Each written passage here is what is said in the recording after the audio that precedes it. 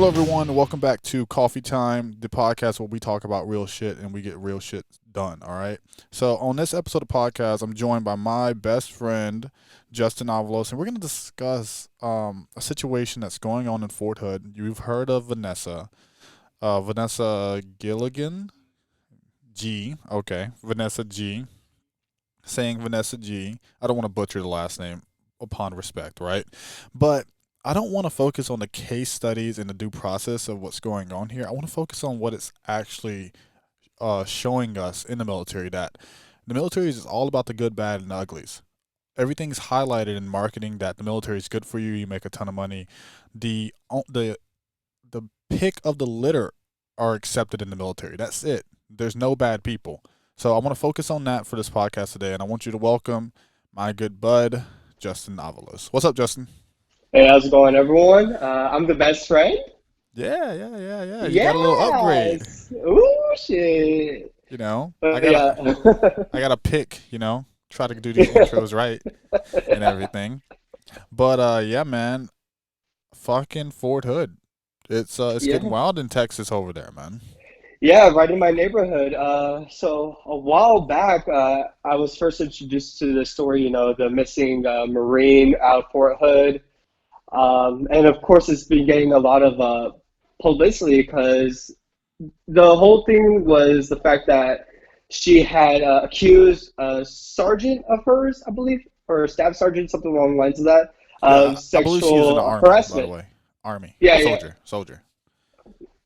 Army or Marine, I can't remember. It's Army.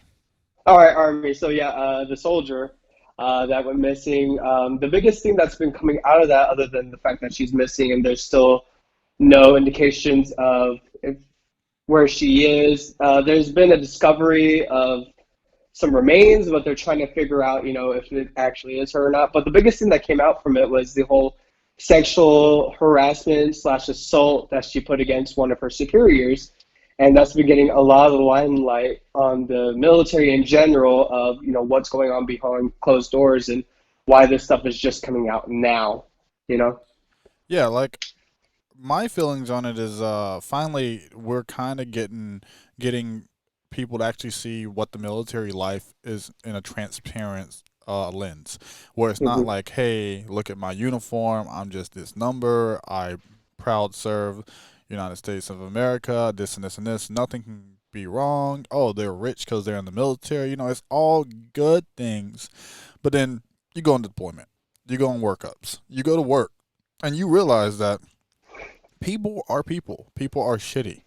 So you're gonna Hmm. have racism in the military. You're gonna have favoritism. You're gonna have people with different biases.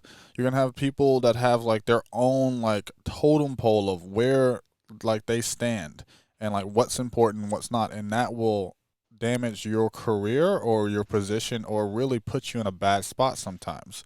Hmm. So what I want to talk about today is really I think this situation, which is it is a horrendous situation that this girl's gone missing and they found body remains, but they haven't actually identified if it is her yet. Yeah. And then what was the suspect? That was specialist Aaron Robinson. He was suspected in the case, but he killed himself earlier, and they worked together. He killed Yeah. himself earlier this week, and they worked together, and now they're being very skeptical on releasing things and all that other stuff. But a few talking points that I really want to get into is just like a lot of people just think you go into the military and you're taken care of because the military is going to take care of you. They're going to feed you, they're going to pay you, they're going to Hmm. get you clothing and everything like that. That is not true. And like really, we know what we're talking about in a way because I was in the Navy for 5 years. You're currently still in the Navy for 7, going on 8, right? Uh, I'm in for six right now. Oh, you're 6, going on 7. Yeah, six going on So seven.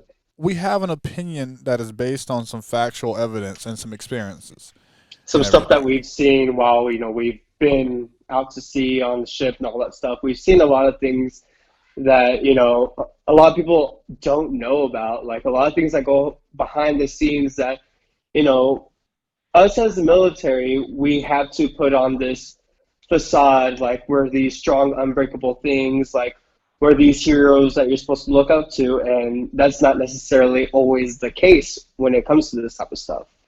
Like for So yeah. sure. So, like, the first talking point I want to get in with you is just like chain of command, their responsibilities to their personnel, sailors, marines, soldiers, etc. Or what is it? What is the Air Force called? Like the airmen, Um, airmen. Airmen, yeah, they're Yeah, airmen, yeah. yeah. Not gonna make a lot of jokes on the Air Force here. I'm pretty sure they get the bad as well. Hmm. Were you trying Sorry, to interrupt me? I'm trying to get Casey out of the studio. Go, Casey, go. So Sorry. funny. Casey is his what is it? 5 year old now? She is 7. Oh Jesus, man. Oh yeah, because you've been in the Navy. Yes, you had. She was born before, right?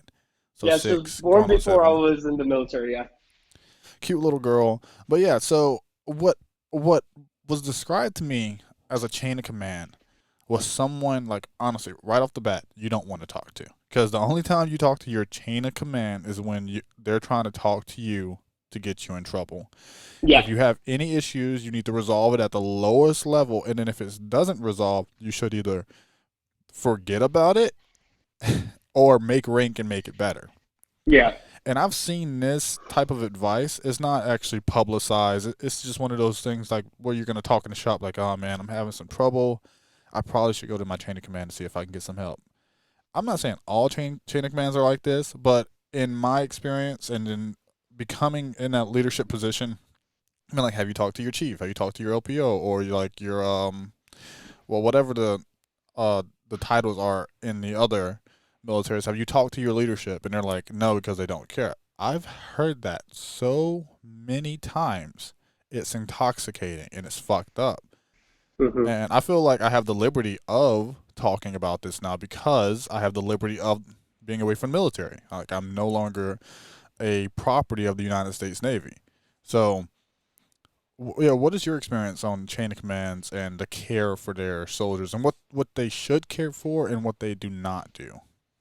So whenever I first got to the ship, it was very clear that you own the only time you're ever going to see your chief, senior chief, or divisional officer, whatever it may be for the other branches, the only time you're ever going to talk to them is if you're in trouble or someone died. Those were the top things. You never really go to them if you're having any issues, solved at the lowest level. And that was pretty much instilled in me whenever I was first on the ship. Like, I had no one to go to. And even the people that I was supposed to go to, they didn't really answer to anyone because they knew you're not going to go above us. That was my first experience whenever I came in. Being new, I really didn't know what I was supposed to do. I didn't know who to talk to. There was never any type of, oh, if you need anything, come to me. It was, you're just kind of on your own. Now, that kind of changed whenever I went to the new work center that me and you both worked in, Right, where it we was did nice. at first have a chain of command that did kind of like take care of their sailors.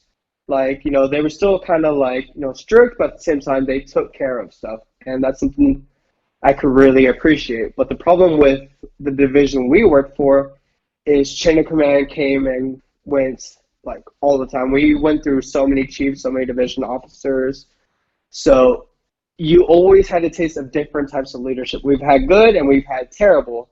And I Yeah. think we both know when we talk about terrible who an image that comes in our head of Oh yeah. terrible. So What is yeah, that like cat that smiles so much? yeah, That shit? Yeah, yeah, Cheshire yeah. Cat, the Yeah. Cheshire Cat from fucking Alice in Wonderland. Yeah, so we're just gonna Mhm. refer to that person as Cheshire. Yeah. So yeah, we've had stuff like that, and it's kind of different too, being at sea and then me being on shore right now. The difference of how they take care of their sailors. Like whenever I was on the ship, I dealt with my mental issues. I've been very public about it. I do suffer from depression. I'm finally getting seen for it. But whenever I was on the ship and tried getting the help, they told me pretty much get the hell over it. There's no one that's going to help you.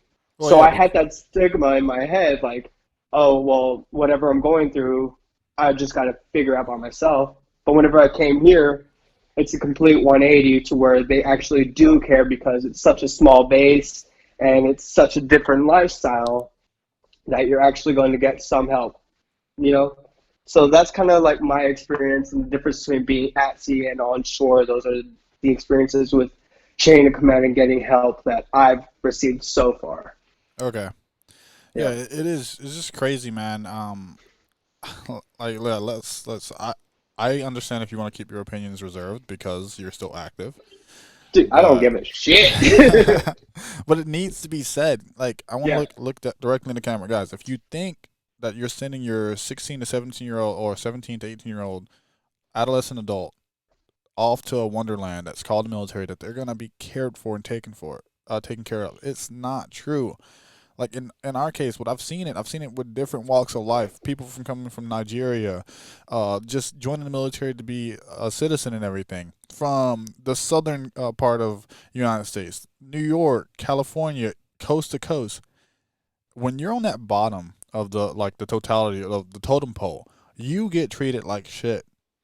That's just across the board. Unless you know someone, unless you have something to offer, unless you agree to certain terms and everything. You have to like click in to really get that. That's what it is. It's just like basically when you see those jail shows that's like it's like locked up for whatever days and they all have their little cliques and then you have that one yeah. person that controls that zone. That's the military. That's like the military life. And a lot of people are like, well, that's not my military life.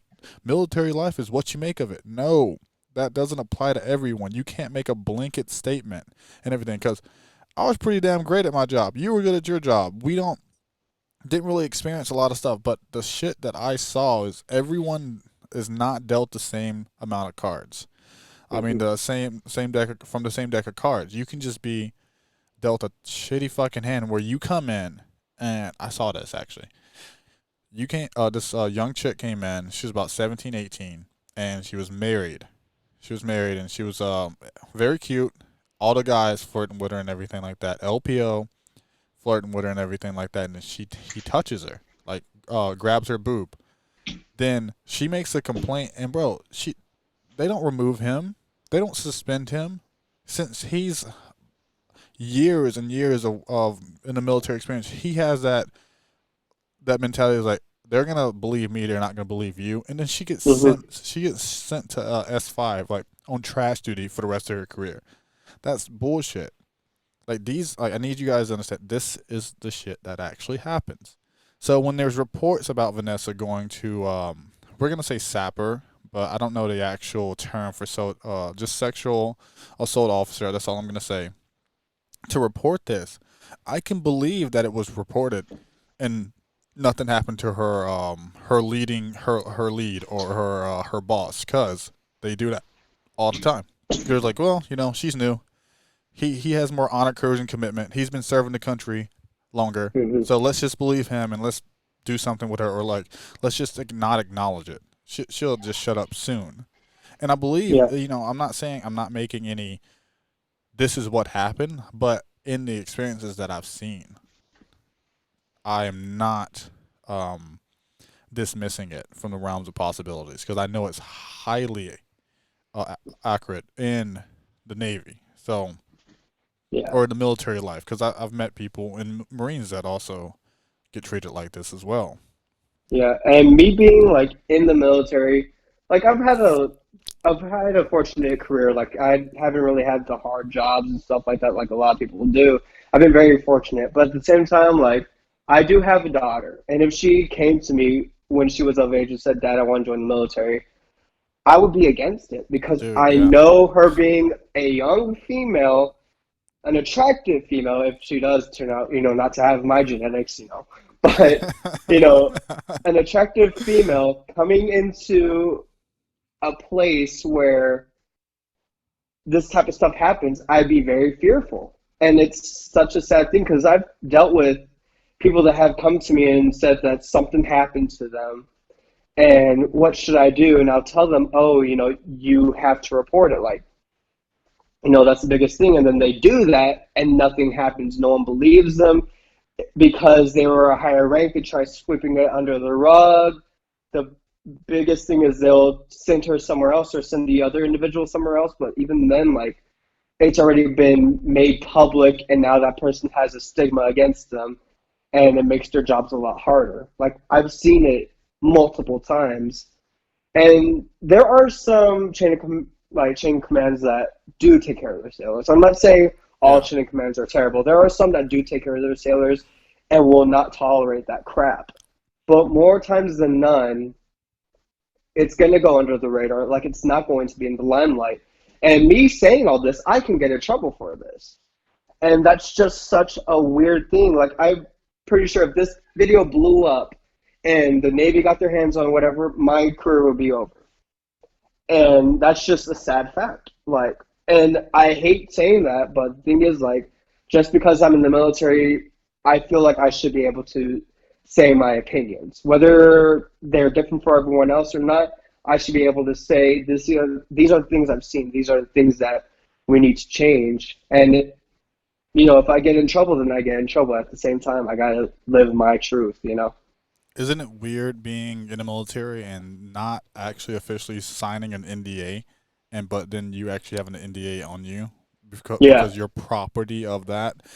Yeah. So it's just crazy. But the point of this podcast is just I want people to understand that I've seen a lot of comments about like the military is what you make it. Oh, the military is great. This and this and this and that. They choose the pick of the litter to serve our country. No, they don't. No, they Yeah. don't.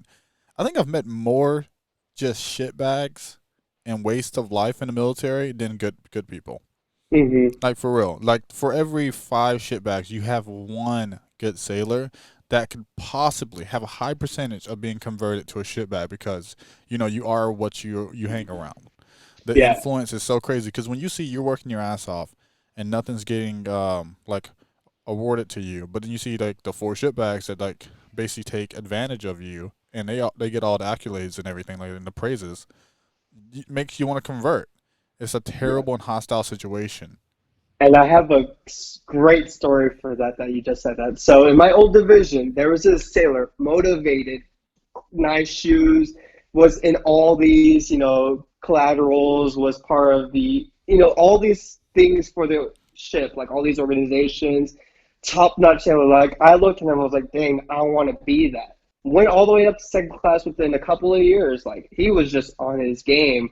And after the podcast, I will tell you who I'm talking about. And you'll be like, oh, whatever. But the sailor, he was like, you know what? I'm not happy with the job I have right now. I want to convert. And he told that to his chain of command, like, I want to convert from this to this. Once they heard that, they fucked his life up. Oh, I'm sure. He he was on the flight deck. They sent his ass to damage control. He worked terrible hours, was overworked, just ripped everything from him to the point where he was like, dude, like, I tried bettering my career and I got shit on.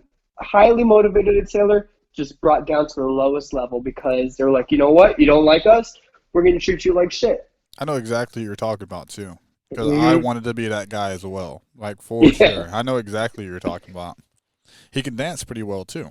Yeah. Oh, yeah. He Hmm. was like, everyone knew him. And Yep. that's what was like his personality. Like, everyone knew him. He was the nicest guy. If you needed help, he'd help you out. Yep. But the one time that he needed help from his leadership, they just shit on him. For sure. For And sure. and that's what happens. Like even whenever I tell my parents like I want to get out, they look at me like, "Why would you get out? Like this and that, you're taken care of." I was like, "It's not worth it." Like You don't know what you're giving up, man. yeah, and the thing is like my brother is also in the military. He's doing well. He's doing great, which I'm glad. Like I'm glad he's having a better experience than I've had to deal with. I'm really glad about that. And the thing is like he's also like a very personality type person. He's better at making friends than I am because I'm very picky on who I choose. Like I don't For sure. like my dad. I don't like wasting my words. Him, he's more social, whatever. So hopefully it makes his career better. But for me, I'm just like, nah, it's not worth it. Well, but I know you got a trip planned in a few minutes, or they're Hmm. probably bugging you to leave right now. Oh So yeah, my daughter's been coming in and out. yeah, let's end the podcast with this. I just want to think. I want your opinion on this. Like the media exposure that the cases of Fort Hood is getting, and like it's really bringing to light what like the good, bad, and ugly of the military is. Hmm. And I feel like it's nowhere near right now the influence or the damage that the George Floyd case had, and Hmm. what's like that spider web that started with that. But I feel Yeah. like it has the potential to be something like this because it's showing people that, hey, this girl made a report, but nothing was done. Nothing was said. Yeah. If you really read into it, her chain of command failed her. Why wasn't an investigation made public earlier? What made it Yeah. so far where it was just an internal investigation and everything like that? Why did the family have to reach out multiple times before getting an answer?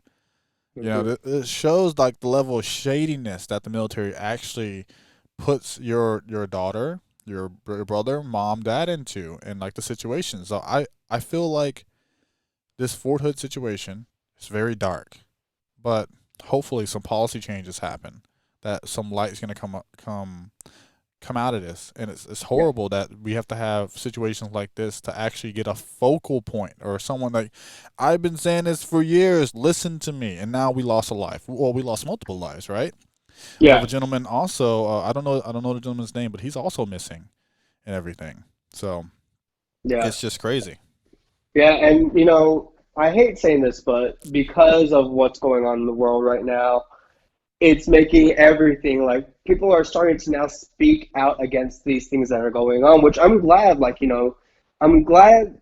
I hate saying that I'm glad this is like happening because of COVID or whatever, but I'm glad people are starting to now, make things more public, make things more to the mainstream media and spreading that awareness because right now we got nothing to do. Yeah, Everything's closing again, whatever.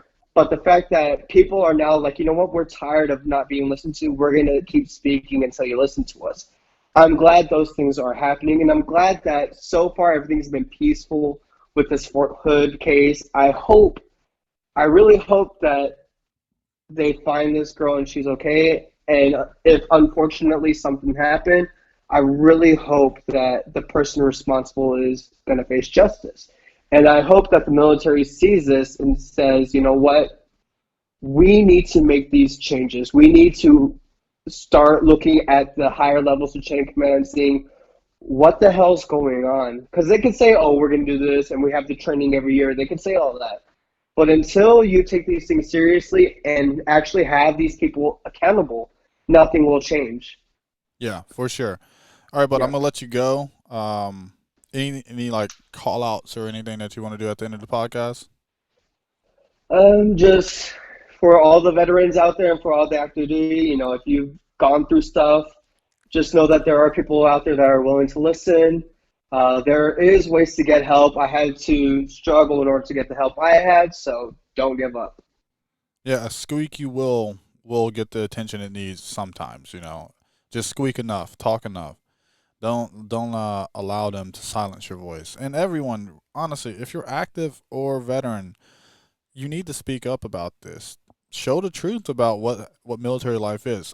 Look, I've had some great experience. I've had some great bosses, but I've also had like I cannot believe this person's in charge of me.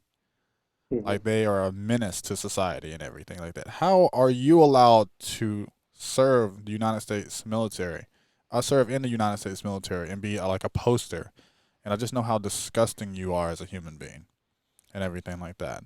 But anyway, I'm gonna let you go, buddy. Thanks for coming in. You guys look at the drop menu right here at captions at It's Justin Avalos on Instagram. Come follow us, and every Thursday we're coming back with new coffee times. Okay, so we out. Later. Boom, boom, boom.